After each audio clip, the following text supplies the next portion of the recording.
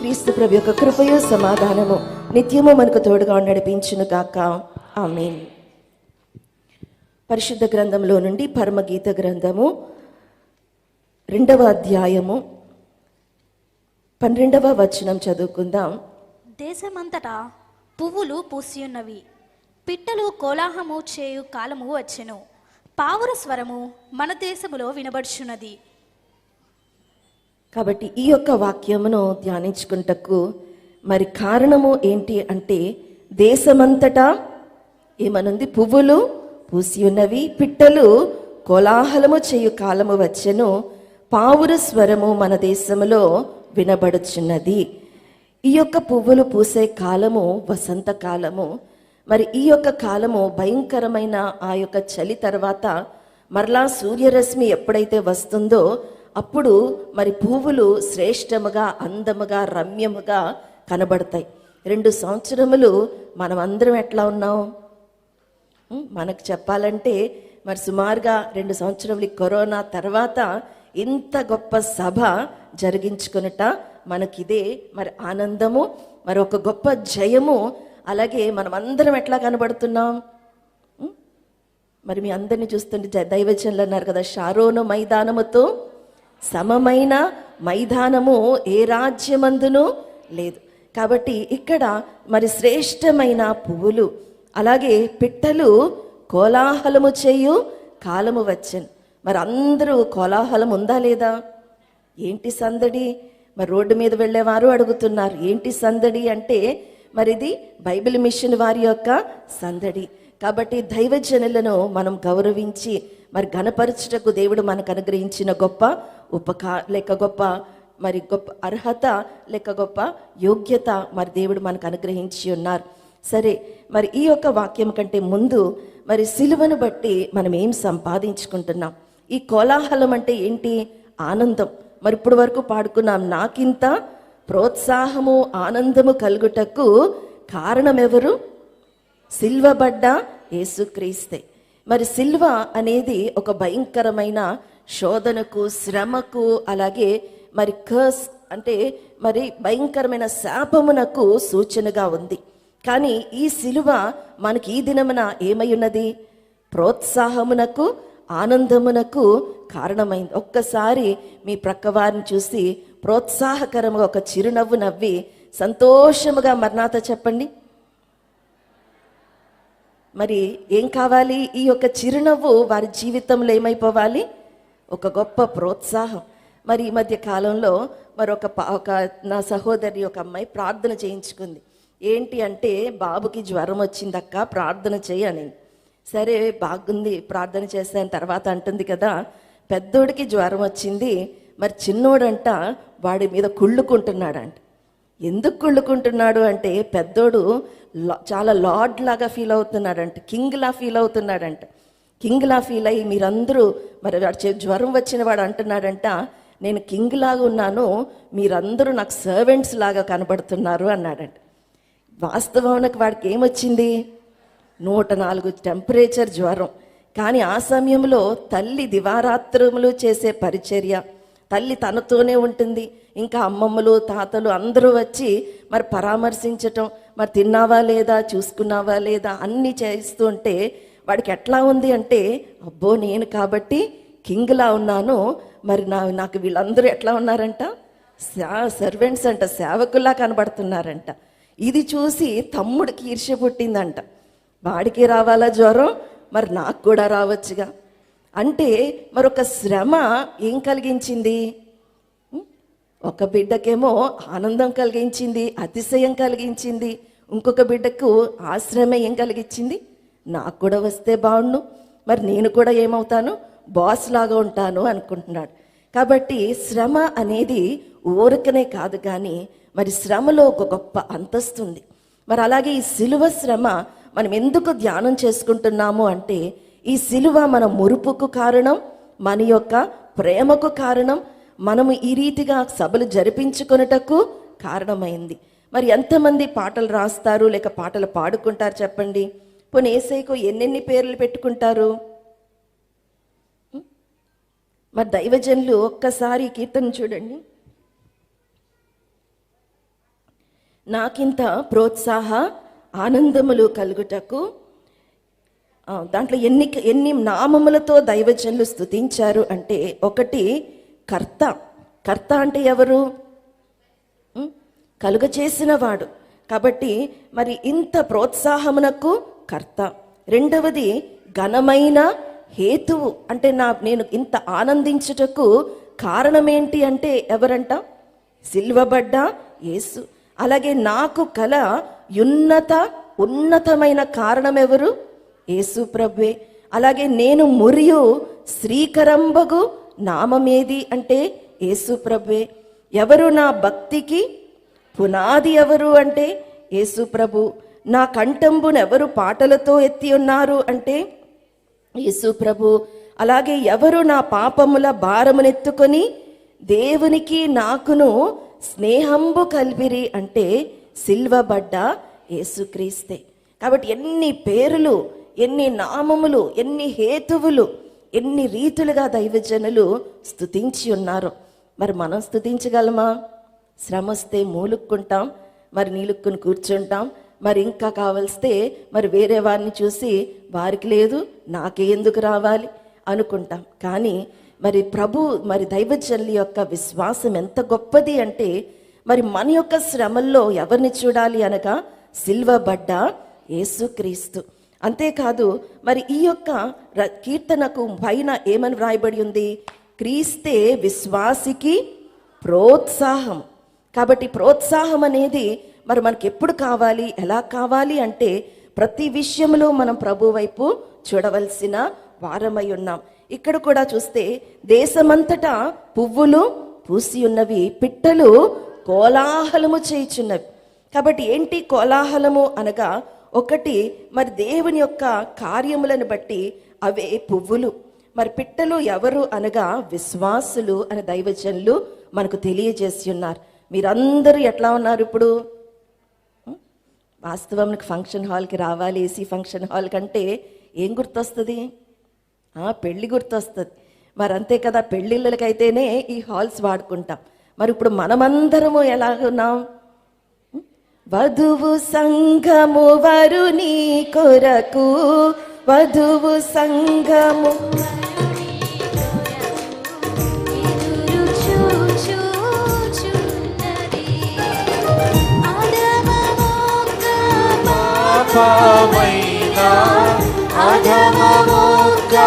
పాపమైనా అంటగుంటానున్నది, అంతనీయాకున్నది, అంటున్నది. వధువు సంగము వరుని కొరకు ఎదురు చూచుచున్నది.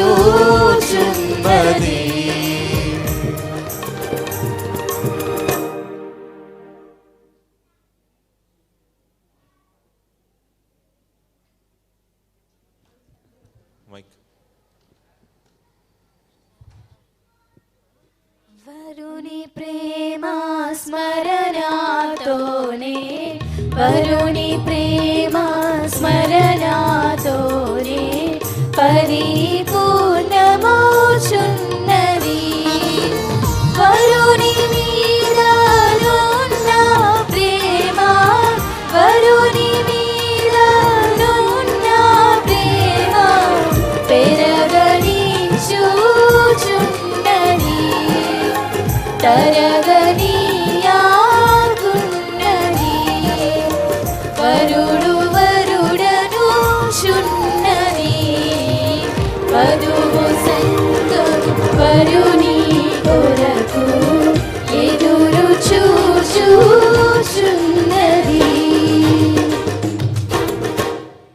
కాబట్టి పిట్టల కోలాహలము దేనికి, వాటి యొక్క కోలాహలము దేనిని బట్టి ఉన్నది అని మొదటిగా మనం చూస్తే, ఒకటి ఎఫెసీలకు రాసిన పత్రిక 1వ అధ్యాయము 7వ వచనంలో మరి దేవుని కృపా మహదైశ్వర్యమును బట్టి ఆ ప్రియుని యందు ఆయన రక్తము వలన మనకు విమోచనము అనగా మన అపరాధములకు క్షమాపణ మనకు కలిగి ఉన్నది.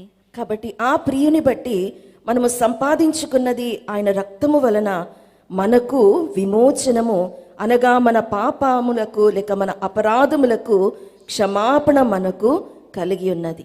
ఈ లోకంలో మనం అనుకుంటాం క్షమించటం సులువంటారా కష్టమంటారా? ఎంతమంది సులువంటారు? ఒకవేళ మనసులో క్షమించాలని అనుకున్నా, నేను క్షమించాను అనుకున్నా, మరి ఇది చాలా కష్టమైన క్రియ. కాబట్టి అందుకే మరి అంటారు కదా, మరి ఏంటి అంటే ఇది చాలా కష్టమైన కార్యం. ఇది ఊరికనే క్షమించబడటానికి కూడా మరి ఏ విధమైన కారణం ఉండదు. ఈ క్షమాపణ అనే క్రియ జరగాలి అంటే మరి దీనికి చాలా వెనుక ఒక మూల్యము చెల్లించాలి. అందుకే ఒక భక్తురాలు కోరి భూమ్ అనే ఒక ఆమె మరి తను అనేక సార్లు ప్రభు యొక్క క్షమాపణను బట్టి తన మనసులో క్షమించాను అనుకునేదంట. కానీ మరలా గుర్తొస్తుందా గుర్తురాదా?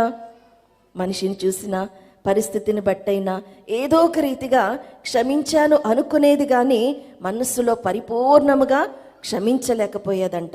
కాబట్టి అప్పుడు అనుకున్నదంట, మరి ఎట్లాగూ నేను క్షమించబడాలి లేక ఎలాగూ ఈ క్షమాపణ సంపాదించుకోవాలి అనుకుంటే ఒక యాజకుడి దగ్గరికి వెళ్ళి అడిగిందంట. అప్పుడు ఆయన అన్నాడంట, అమ్మ మరి గుడిలో గంట కొడతావు కదా, మరి ఆ గంట కొట్టినప్పుడు ఏం చేస్తారు? చేతిలో తాడుతో గంట కొడతారు. మరి కొట్టి ఆపివేసిన తర్వాత ఏం జరుగుతుంది? కొంచెం సేపు మళ్ళా అది నెమ్మదిగా డింగ్ డాంగ్ అని కొంచెం అటు ఇటు ఊగులాడుతూ కొంచెం సమయం సౌండ్ వచ్చిన తర్వాత అప్పుడు మరలా అది ఆగిపోతుంది.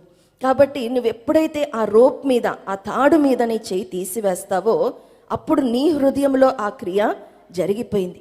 ఆ తర్వాత అది కొన్ని దినములకు ఏమైపోతుంది? మానిపోతుంది అని తెలియజేశారు.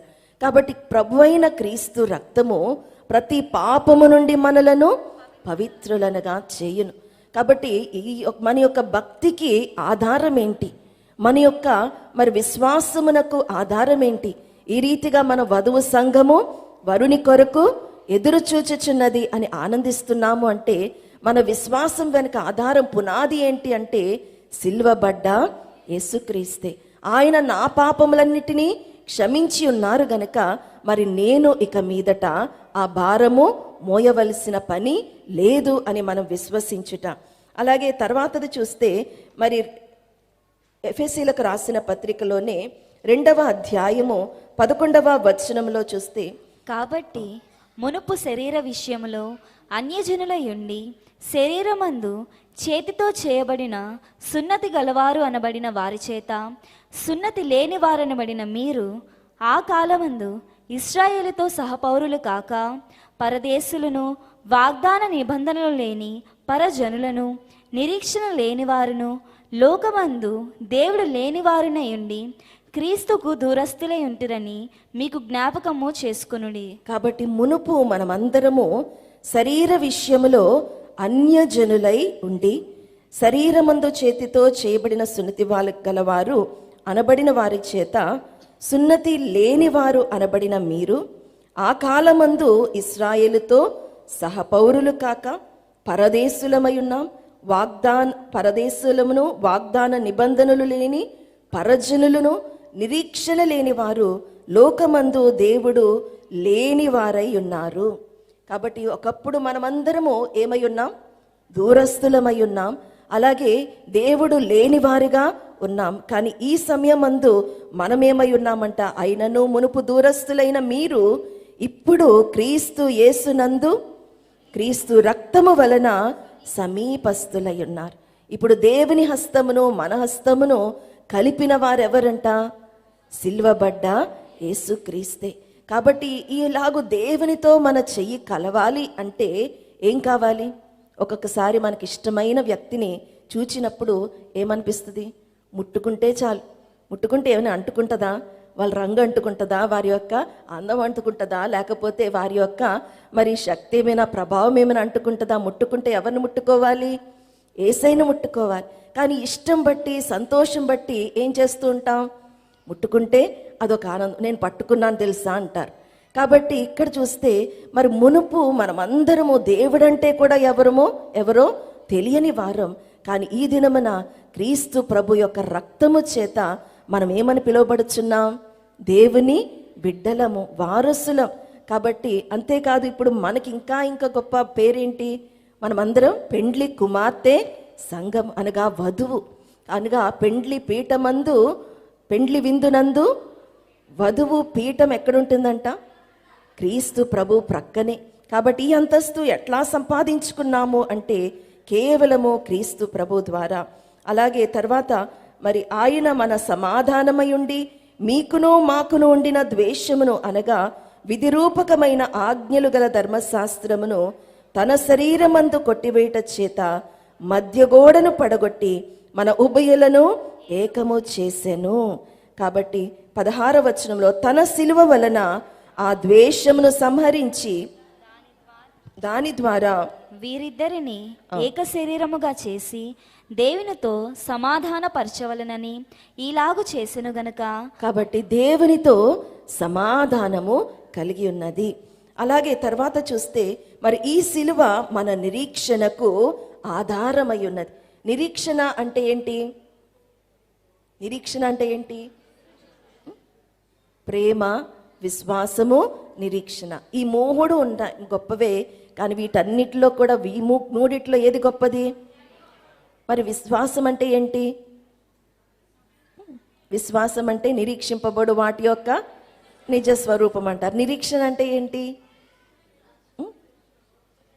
నిరీక్షణ అంటే ఒక వాగ్దానం ఉంటే అది తప్పక దేవుడు నెరవేరుస్తారు. అంటే మనకు ఏమి ఆధారం కనబడకపోయినా, అందుకే నిరీక్షించుటకు అబ్రహాము గారికి ఆధారము లేని సమయమందు ఆయన దేవుని యందు నిరీక్షించిన వారై ఉన్నారు.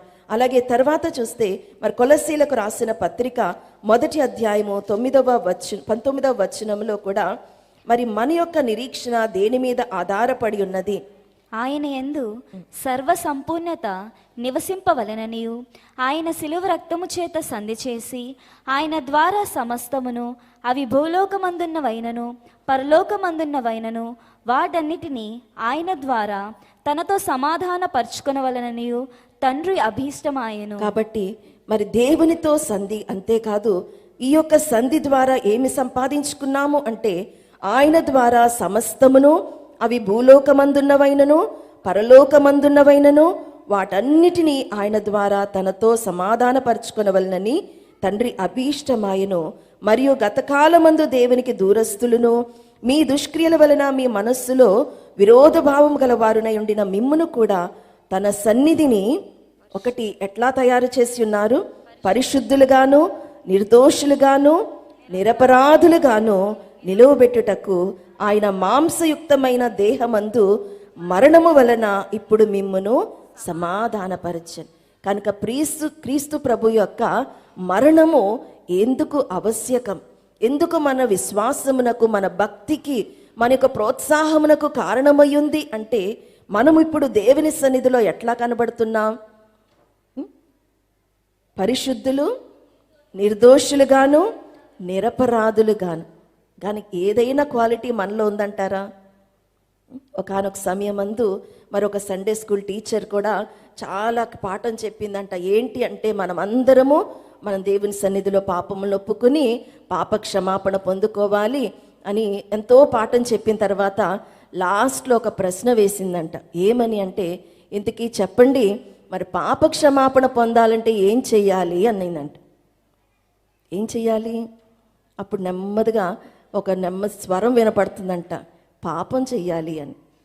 పాప క్షమాపణ పొందాలంటే ఏం చెయ్యాలంట? వెనక నుంచి ఎవరో చిన్నబిడ్డ చెప్తున్నాడంట, సిన్ అంటే పాపం చేస్తేనే తప్ప అక్కడ ఏముండదు, పాప క్షమాపణ ఉండదు. కాబట్టి మరి మనం అనుకుంటాం, మరి దేవుని ఎదుట మనమందరము కూడా అనీతిమంతులము, మరి ఎందుకు పనికిరాని వారము.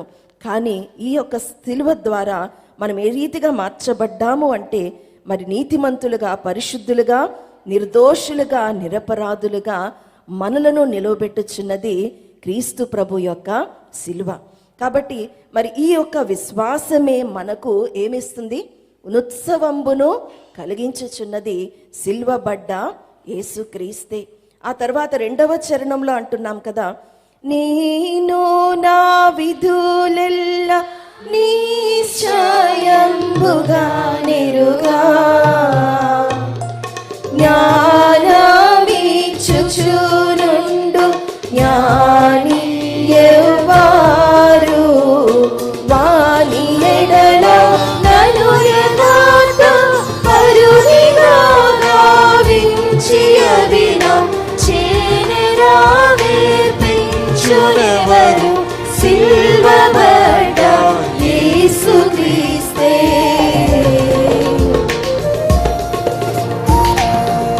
నేను నా విధులెల్లా నిశ్చయముగా నెరుగా. మరి పెండ్లికి సిద్ధమైచున్న ఒక పెండ్లి కుమార్తెని ఎలా సిద్ధపరుస్తారు? ఆభరణములు, ఇంకా ఏముంటాయి? వస్త్రములు. మరి ఇవన్నీ సిద్ధపరిచి అసలు వివాహమునకు అంటే ఏ బాధ్యతలు ఉండాలి, మరి ఇంటి వారిని మెట్టనింటి వారిని ఎట్లా చూసుకోవాలి, యజమాని ఎట్లా చూసుకోవాలి, అందరు ఏ పనులు ఎట్లా చేసుకోవాలి అని నేర్పించకపోతే అది సరి అవుతుందా? ఏం చేయాలంట? మరి ఒక ఆమె వచ్చి మరి యజమానికి చెప్తుందంట, యజమానితో అంటుందంట, మన పాప ఫోన్ చేసిందండి, మొన్న పెళ్లి చేశాం కదా, మరి పెళ్లి కొడుకు నచ్చలేదంట, మరి ఇంకొక పెళ్లి కొడుకుని చూడమంటుంది అని ఫోన్ చేసిందంట. అంటే ఏంటి కాలంలో ఏం ఈజీ అయిపోయింది? డైవర్స్ ఎంతో ఈజీ అయిపోయింది. ఒకరికొకరు మరి తగ్గించుకోవటం కష్టమైపోయింది, ఒకరికొకరు విధేయత కనపరుచుకోవటం కష్టమైపోయింది. కానీ నేను నా విధులెల్లా, అందుకే విధిని కర్తవ్యమును జాగ్రత్తగా నిర్వర్తిస్తే అదియే మనకు నీతి. కాబట్టి ఇక్కడ కొలస్సీలకు రాసిన పత్రికలోనే 3వ అధ్యాయము 10వ వచనంలో ఒక్కసారి చదువుకుందాం. ఒకనితో ఒకడు అబద్ధమాడకుడి, ఏలయనగా ప్రాచీన స్వభావమును దాని క్రియలతో కూడా మీరు పరిత్యజించి జ్ఞానము కలుగు నిమిత్తము దానిని సృష్టించిన వాని పోలిక చొప్పున నూతన పరచబడుచున్న నవీన స్వభావమును ధరించుకొని ఉన్నారు. కాబట్టి సిల్వ ద్వారా మనం ఏం సంపాదించుకున్నాము అనగా ప్రాచీన స్వభావమును పరిత్యజించి ఒక నూతన జీవితమును, నూతన స్వభావమును ధరించుకొని ఉన్నాం. కాబట్టి ఇట్టి వారిలో గ్రీసు దేశస్థుడని యూదుడని మరి భేదము లేదు. కాబట్టి దానికి ముందు చూస్తే 5వ వచనంలో, కావున భూమి మీదనున్న మీ అవయవములను అనగా జారత్వమును, అపవిత్రతను, కామాతురతను, దురాశను, విగ్రహారాధనైన ధనాపేక్షను చంపివేయుడి. వాటి వలన దేవుని ఉగ్రత అవిధేయుల మీదికి వచ్చును. పూర్వము వారి మధ్య జీవించినప్పుడు మీరునో వాటిని అనుసరించి నడుచుకుంటిరి. ఇప్పుడైతే మీరు కోపము, ఆగ్రహము, దుష్టత్వము, దూషణ, మీ నోట బూతులు వీటన్నిటినీ విసర్జించుడి. సిలువ ద్వారా మరి మనకి ఏమొచ్చింది అంటే నూతన స్వభావం. అంటే ఏముండకూడదు, నోట్లో నుండి ఏం రాకూడదు?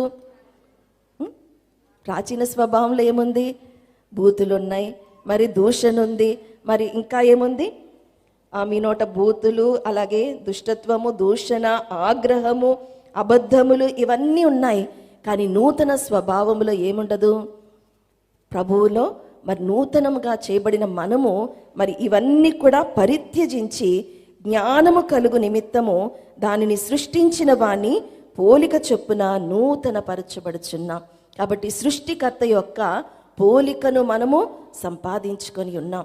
అలాగే మరి తెస్సలోనికీయులకు రాసిన మొదటి పత్రిక 3వ అధ్యాయము 12వ వచనంలో, మరియు మన ప్రభువైన యేసు తన పరిశుద్ధులందరితో వచ్చినప్పుడు మన తండ్రి అయిన దేవుని ఎదుట మీ హృదయములను పరిశుద్ధత విషయమై అనింద్యమైనవిగా ఆయన స్థిరపరచుటకై మేము మీ ఎడల ఏలాగు ప్రేమలో అభివృద్ధి పొంది వర్ధిల్లుచున్నామో అలాగే మీరును ఒకని ఎడల ఒకడును మనుషులందరి ఎడలను ప్రేమలో అభివృద్ధి పొంది వర్ధిల్లునట్లు ప్రభువు దయచేయునుగాక. కాబట్టి సిలువ ఒక నూతన ధర్మశాస్త్రమును రాసింది. ఏంటి అనగా, మీరు ప్రభువును మీ పూర్ణ హృదయముతో ప్రేమించండి, అలాగే మీ వలె మీ పొరుగువారిని ప్రేమించండి. కాబట్టి ఇదే నూతన విధి. కాబట్టి నేను నా విధులెల్లా నిశ్చయముగా నెరుగా జ్ఞానమిచ్చుచునుండు జ్ఞాని ఎవరు. కాబట్టి ఒకానొక సమయమందు ఒక మిషనరీ గారు సువార్త ప్రకటిస్తూ ఉన్నారంట.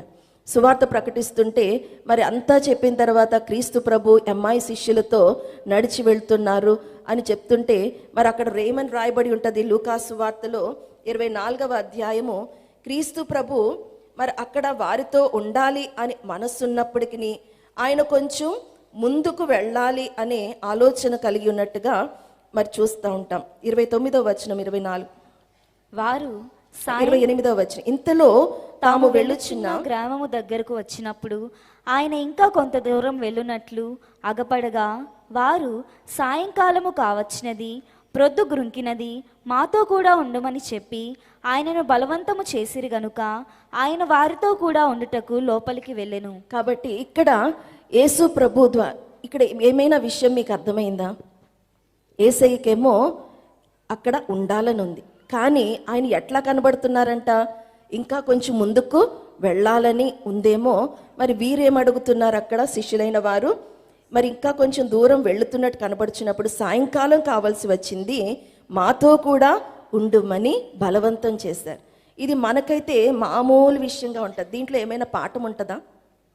మీరేమైనా పాఠం నేర్చుకున్నారా? కానీ ఒక అన్యుడు రక్షణ పొందుటకు ఈ మాట కారణమైందంట. ఎట్లా కారణమైంది అంటే వారికి దేవుడు అంటే ఏంటో తెలియదు.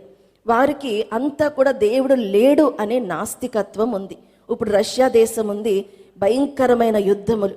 కాబట్టి ఈ సమయంలో అక్కడ ఏం కనబడుతుంది అంటే మరి అక్కడంతా కూడా దేవుడు లేడు, అలాగే దేవుని గురించిన మాట వినపడకూడదు. మరి ఇవన్నీ మన భారతదేశంలో కూడా వచ్చే కాలం ఉంది. కాబట్టి ఇలాగ స్వేచ్ఛగా మరి సభలు కొనలేని పరిస్థితులు కూడా రావచ్చు. అవి ఇప్పుడు రష్యాలో ఉన్నాయి. కాబట్టి అటువంటి దేశంలో ఉన్న ఒక సైనికుడి కంట ఈ మాట చాలా కొత్తగా అనిపించిందంట. యేసయ్యకు ఎంత పొలైట్నెస్ అంటే ఒక చిన్న మాటలో కూడా ఇతరులను నొప్పించలేదు.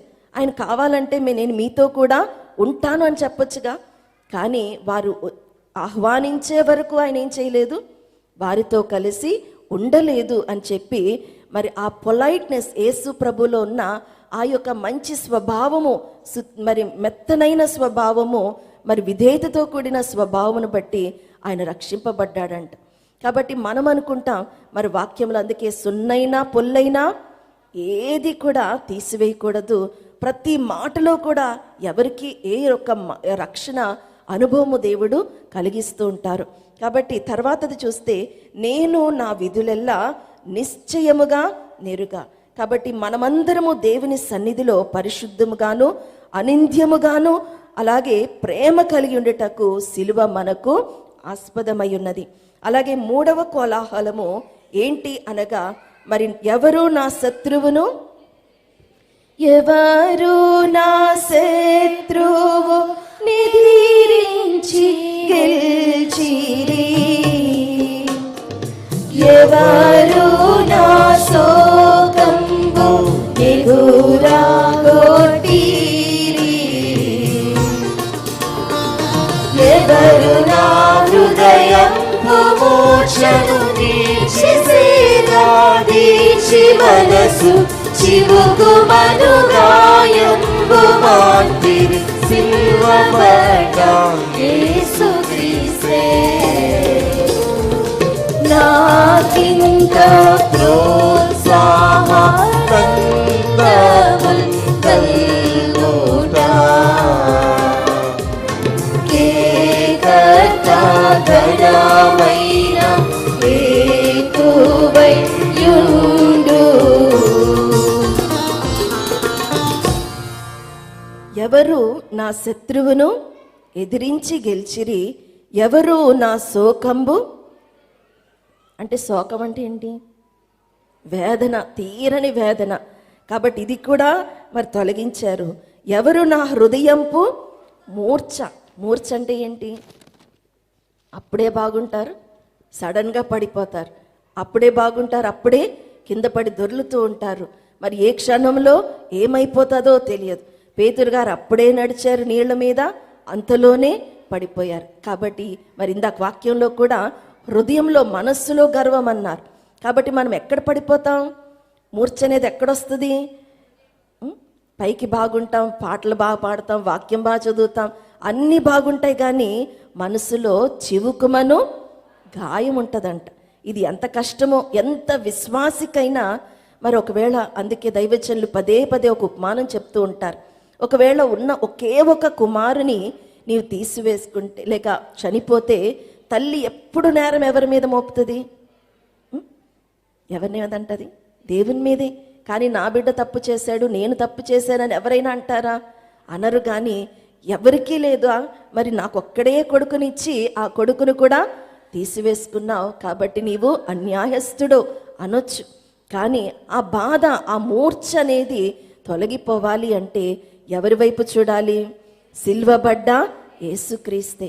అందుకే ఒకానొక సమయం అందు ఒక పాదిరి గారు మరి తాను సువార్త ప్రకటించుటను బట్టి భయంకరమైన శిక్షలో ఆయన చెరసాల్లో వేయబడి ఉన్నాడు.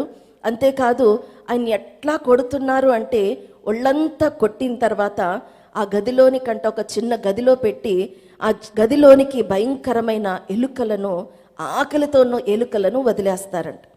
అప్పుడు ఏమైపోతుంది ఈయన శరీరం?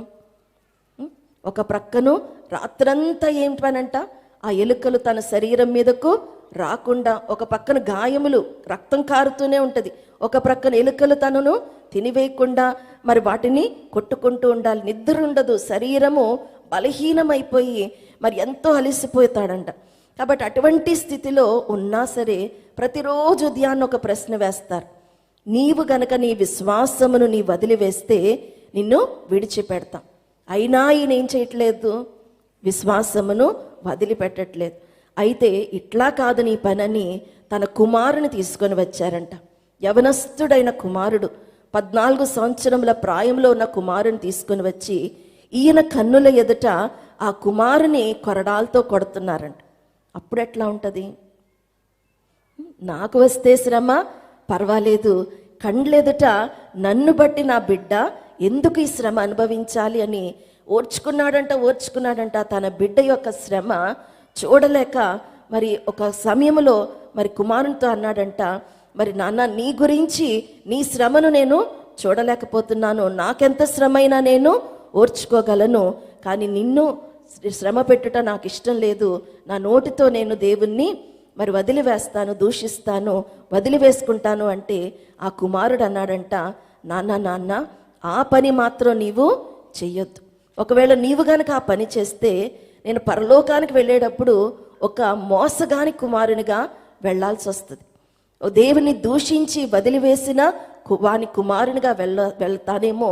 కానీ ఈ శ్రమ నాకు ఏమి ధైర్యాన్ని ఇస్తుంది, ప్రోత్సాహాన్ని ఇస్తుంది అంటే నేను నా తండ్రి ఇంటికి వెళ్తున్నాను, పరలోకపు తండ్రి అలాగే భూలోకపు తండ్రి కూడా. నీవు నేను కలుసుకునే స్థలం ఎక్కడా? పరలోకంలో. కాబట్టి నువ్వేమాత్రము దేవుణ్ణి దూషించకు అంటే మరి ఈ ఇద్దరు సంభాషణ చూచి మరి కొట్టేవారికి ఇంకా రోషం వచ్చిందంట. ఆ బిడ్డను కొట్టి తండ్రి ఎదుట, కన్నుల ఎదుట చంపివేశారు. ఇప్పుడు చెప్పండి, మరి హృదయంలో మరి చివుకుమను గాయం ఉండదా? అంత శ్రమ పొందొచ్చా దేవుని కొరకు? నేను ఇంత శ్రమ పొందాను. మనం అనుకుంటాం మనకు వచ్చే శ్రమలను బట్టి మరి అబ్బో నేను కాబట్టి సిలువ మోస్తున్నాను, నేను కాబట్టి సిలువ భరిస్తున్నానని. కానీ రానయ్యున్న దినముల్లో మన విశ్వాసం ఎంత పదిలముగా ఉండాలి అంటే ఎటువంటి శ్రమలు వచ్చినా, లోకమంతా నన్ను వెలివేసిన నన్ను అందరూ అన్ని విడచినా, నన్ను అందరూ అన్ని విడచినా, ఎన్నడునో విడువనట్టి యేసు కావలే, ఎన్నడునో విడువనట్టి యేసు కావలే. ఎవరు కావలే నాకు, ఎవరు కావలే, ఎవరు కావలే నాకు, ఎవరు కావలే, యేసు తప్ప బ్రతుకునందు ఎవరు కావలే, యేసు తప్ప బ్రతుకునందు ఎవరు కావలే. కాబట్టి ఈ యొక్క సిలువ మనకి ఎంత గొప్ప నిరీక్షణ ఇస్తుంది అంటే మరి ఈ పాదిరి గారు తర్వాత అప్పటి వరకు ఉన్న ధైర్యం వేరంట. తన కుమారుని మరణం చూచిన తర్వాత తన మైండ్ అప్సెట్ అయిపోయింది. కాబట్టి ఏంటి అంటే మరి ఈ గాయం అనేది చాలా లోతైన గాయం. మనం అనుకుంటాం ఈ బాంధవ్యములు, మరి ఈ తండ్రి కొడుకుల ప్రేమ చూస్తేనే మనకేమైపోయింది, మనసు కరిగిపోయింది. మరి దేవుడు ఏం చేసి ఉన్నారు మన కొరకు? తన ఏకైక కుమార్ని, సొంత కుమార్ని పంపించి మన కొరకు ఆయన సిలువనుకు అప్పగించి వేసినప్పుడు ఆయన రూపం ఎట్లా ఉందంట? 53వ అధ్యాయము యెషయా గ్రంథంలో మరి ఆయన రూపము సొగసైనను సురూపమైనను లేదు. అంతేకాదు, మనం అతన్ని చూచి అపేక్షించున్నట్లుగా అతని యందు సురూపము లేదు.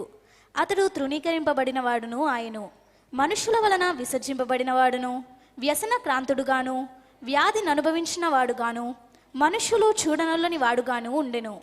అతడు తృణీకరింపబడిన వాడు గనుక మనము అతనిని ఎన్నిక చేయకపోతేమి. కాబట్టి అతడు తృణీకరింపబడిన వాడు. మరి ఈ దినమున యేసయ్య అందంగా ఉంటే చూడటం ఇష్టమా, లేకపోతే సిలువబడ్డ రూపం చూడటం ఇష్టమా? ఎలాంటి రూపం చూడాలని వచ్చారు యేసయ్యది? అందంగా ఉంటే, బొమ్మ అందంగా ఉంటే ఇష్టం. ఒకానొక సమయం అందు ఒక వ్యక్తి అబ్రహాం లింకన్ అనే ఆయన ప్రెసిడెంట్ కాకముందు మరి తాను చీకట్లో వెళ్తూ ఉంటే ఒక ఆయన వచ్చి గన్ను పెట్టాడంట ఆయన మీద. ఏంటి అంటే, మరి నేను పేల్చేస్తాను, నిన్ను షూట్ చేస్తాను అన్నాడంట. అప్పుడు వెంటనే ఈయన అన్నాడంట, మరి ధైర్యం తెచ్చుకుని, గన్ అంటే ఇంకా షూట్ చేయబోతున్న సమయంలో కూడా ధైర్యం తెచ్చుకుని, మరి ఎందుకు నువ్వు నన్ను షూట్ చేయబోతున్నావు అని మరి ఒక తను తమాయించుకుని అన్నాడంట, అడిగాడంట షూట్ చేయబోయే వ్యక్తిని. అప్పుడు ఆ షూట్ చేసి ఆయన అన్నాడంట, మరి నాకంటే ఎవడైనా ఒకడు అందవిహీనంగా కనబడితే నేనేం చేస్తాను, వాడిని షూట్ చేయాలనుకున్నాను అన్నాడంట.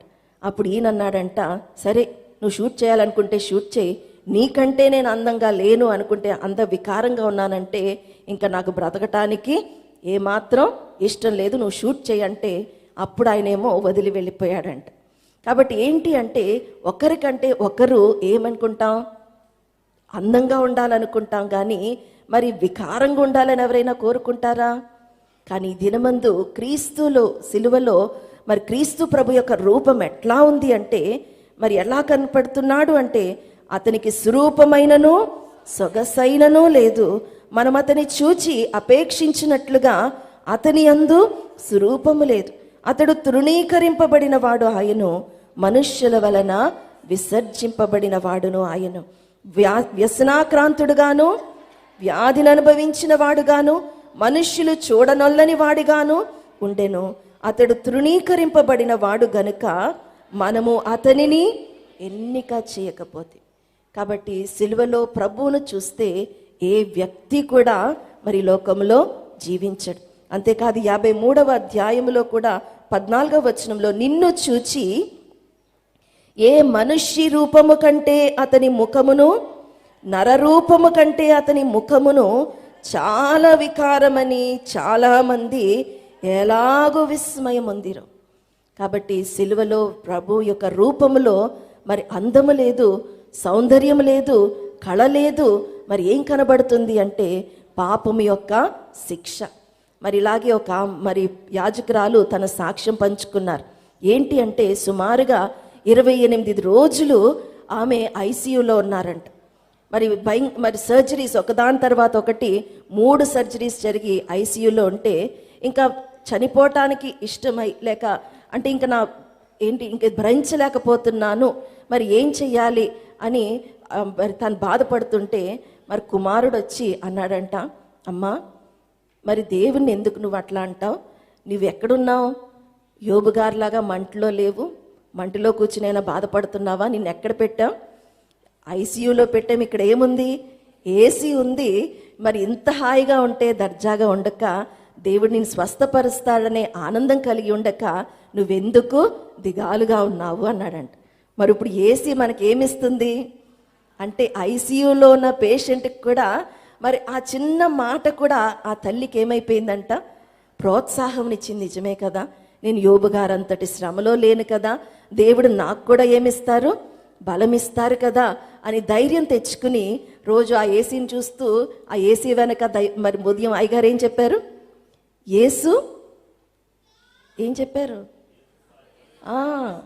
కాబట్టి మరి మనమందరం యేసు నామ స్మరణ చేయండి. యేసు నామ స్మరణ వలన ఏది పోదు, ఏది రాదు. కాబట్టి మనసులో యేసు నామమును స్మరిస్తూ ఉంటే నిజంగానే మరి ఆమె బయటకు వచ్చేసారు. ఇప్పుడు యెరూషలేము కూడా వెళ్ళిపోయారు. కాబట్టి ఆమె ఆ సర్జరీకి వెళ్ళే ముందు మరి ప్రార్థన చేయమన్నారు. ఏమని అంటే, అమ్మ యెరూషలేము మరి అందరికీ ప్లాన్ చేశారు, మరి నాకు కూడా వెళ్ళాలని ఉంది, కానీ సర్జరీ చేయాలంటున్నారు అంటే, పోన్లే అమ్మ, దేవుడు ఏదో ఒక సమయము అవకాశం ఇస్తారు అంటే, ఆమె ఎంత బలమైన కోరికో మరి ఆమె సర్జరీ చేయించుకున్నారు. అంతలోకి యెరూషలేము ప్రోగ్రాం క్యాన్సిల్ అయింది కరోనాను బట్టి. మరలా ఈమంతా పుంజుకున్నాక మరి యెరూషలేము వెళ్ళారు, చూశారు, మరలా తిరిగి ప్రయాణమై కూడా వస్తున్నారు. అంటే దేవుడు ఒక చిన్న మనసులో ఉన్న కోరికను కూడా ఏం చేశారు, ఎలా తీర్చారు అంటే, నువ్వు ఎంతో బూడిదలో కూర్చోలేదు, నీకు అంత శ్రమ లేదు కదా. ఈ యొక్క ఐసీయూలో కూడా ఏముంది, ఏసీ ఉంది, దానికంటే మించిన ఏసై ఉన్నారు అని చెప్తే వెంటనే స్వస్థత పొందుకుంది. కాబట్టి మనలో ఎవరికైనా ఏదైనా ఆలోచన కలిగి, ఒకవేళ నాకే ఇంత శ్రమ ఉంది అంటే, మన కొరకు మరి సిలువలో ఉన్న ప్రభు ఏ రీతిగా కనబడుతున్నారు. నిన్ను చూచి ఏ మనిషి రూపము కంటే అతని ముఖమును, నరరూపము కంటే అతని రూపమును చాలా వికారము. కాబట్టి మరి మనకు విశ్వాసమును అనుగ్రహించేది సిలువబడ్డ యేసు క్రీస్తే. కాబట్టి మనము ఈ దినమున మరి ఈ పిట్టలు కోలాహలం చేయుచున్నాయి. ఏంటి అంటే, నేను పవిత్రునిగా చేయబడ్డాను, నేను నిష్కలంకునిగా చేయబడ్డాను, నాకు పాప క్షమాపణ దొరికింది. ఇది మన యొక్క కోలాహలం. అలాగే తర్వాత ఏం మాట వినపడుతుంది, పావుర స్వరము మన దేశములో వినపడుతుంది. ఏంటంట పావుర స్వరము? మీరందరూ ఏమని చెప్తారు? మరణాతాయనగా మన ప్రభువు మరలా వచ్చుట, దీని తరచుగా సలామున వాడు నరుడు ధన్యుడు. యేసు ప్రభువు వచ్చుచున్న ఇదిగో వినరండి. కాబట్టి ఈ స్వరము ఇంగ్లీష్లో చూస్తే టర్టిల్ డౌ. ఈ పావురం అంట మామూలు సమయంలో ఉండదంట. ఇది ప్రత్యేకంగా వసంత కాలమున పువ్వులు పూసే సమయంలో, పక్షులు పిట్టలు కోలాహలము చేసే సమయమందే ఈ అన్ని పిచ్చుకలు లేక పిట్టల యొక్క కోలాహలం ఎంత వేరుగా ఎంత అధికముగా ఉన్నా వాటిలో ఏది ప్రత్యేకంగా కనబడుతుందంట? పావుర స్వరం. ఈ పావుర స్వరము ఏమి అన్నారు అంటే, ఇది నిత్యము ప్రభువుకు వెళ్ళే స్తుతి ధూపము. కాబట్టి పెండ్లి కుమార్తె నోటిలో నుండి ఏం రావాలి అంటే, మరణాత మరణాత అంటే ఏంటి? ప్రభువా నీవు నా కొరకు వచ్చావు అని స్తుతించుట. రెండవది, మరలా ప్రభువా నీవు నా కొరకు రానయున్నావు కాబట్టి నీకు వందనములు, కృతజ్ఞత. ప్రభు అయిన యేసు రమ్ము అనే ఆహ్వానము, అలాగే ప్రార్థన. కాబట్టి ఈ యొక్క పావుర స్వరము అనగా ఎల్లవేళలా ప్రభువును స్తుతించుట. కాబట్టి ఇంతవరకు మనం స్తుతించుకున్నాం. ఏమని అనగా, నాకింత ప్రోత్సాహమునకు కారణమేంటి అనగా సిలువబడ్డ యేసుక్రీస్తే. ఈ లోకములో నీ భక్తికి, నీ విశ్వాసమునకు హేతువేంటి అంటే సిలువబడ్డ యేసుక్రీస్తే. కాబట్టి వెళ్ళేటప్పుడు మనం ఏం చేయాలి? పిట్టల కోలాహలం చేస్తూ వెళ్ళాలా, లేకపోతే పావుర స్వరంతో వెళ్ళాలా? పావుర స్వరం ఇక్కడే కాదు, ఎప్పుడూ ఉండాలి. ఎటువంటి శ్రమ వచ్చినా, కష్టం వచ్చినా, నిందొచ్చినా, చివరకు మరణంబులో నాకు చిరజీవమేవారు, మరణంబునకై గొప్ప మరణమేవారు, విరివిలేని మహిమ సేనలు తరిని నుండగా నన్ను చింతను స్థిరముగా స్థాపించునెవరు, సిలువబడ్డ యేసుక్రీస్తే. నన్ను రక్షింప మరణం పొందియు సమాధి, నిన్నటి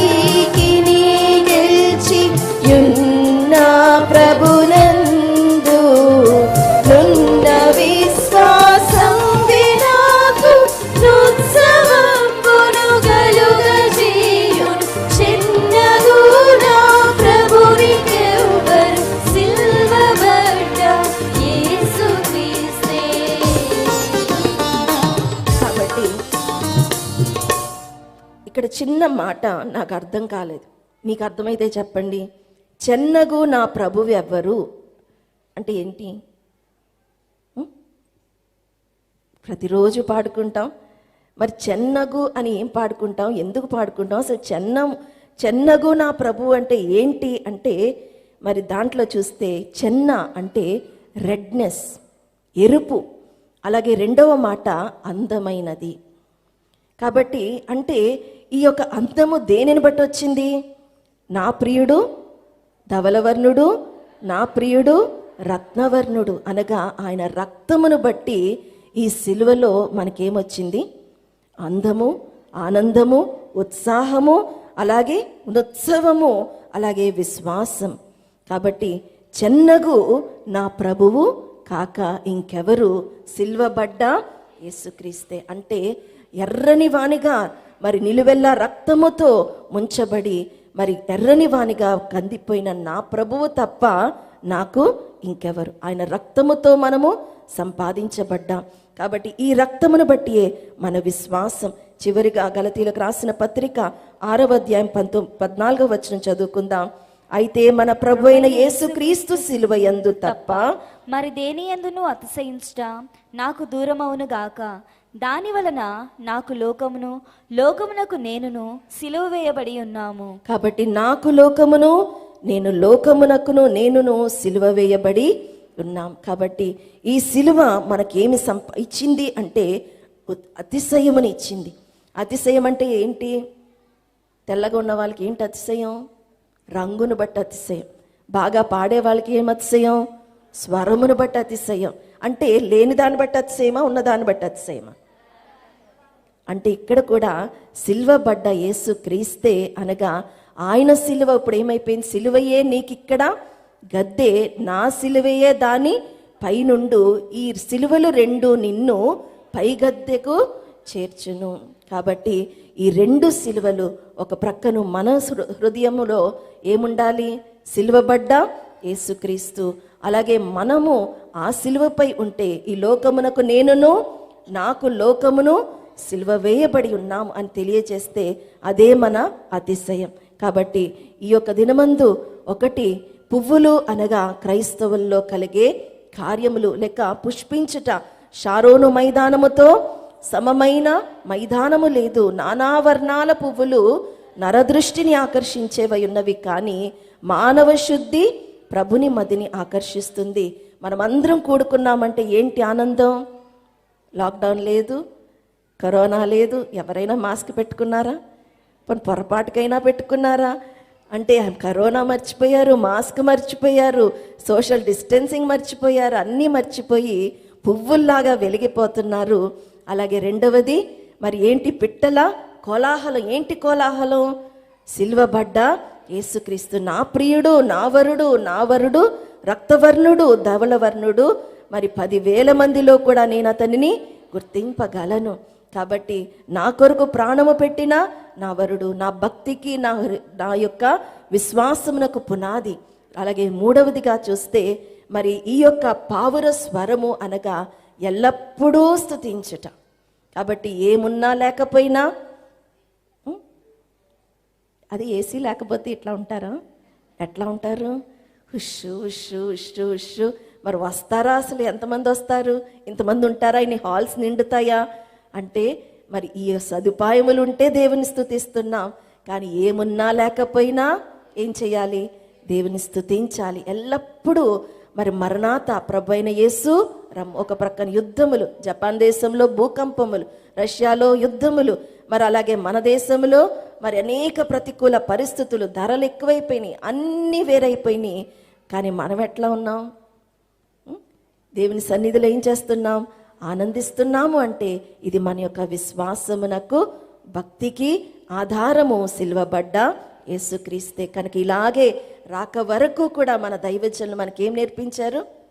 భయపడరాదు. ఇందాక పాడుకున్నారు, క్రీస్తు యోధులారా, ఓ యేసు భక్తులారా, మీ రాజు ధ్వజము గ్రహించి సాహసించి పోరాడి గెలుడి, విశ్వాసులారా రక్షణార్థమై ప్రయాసపడ్డ యేసు విజయమిచ్చెను. మీ అందసూయబట్టి మీ ఆత్మనాశము నిన్నండుగోరు నాటి యానేకులుందురు.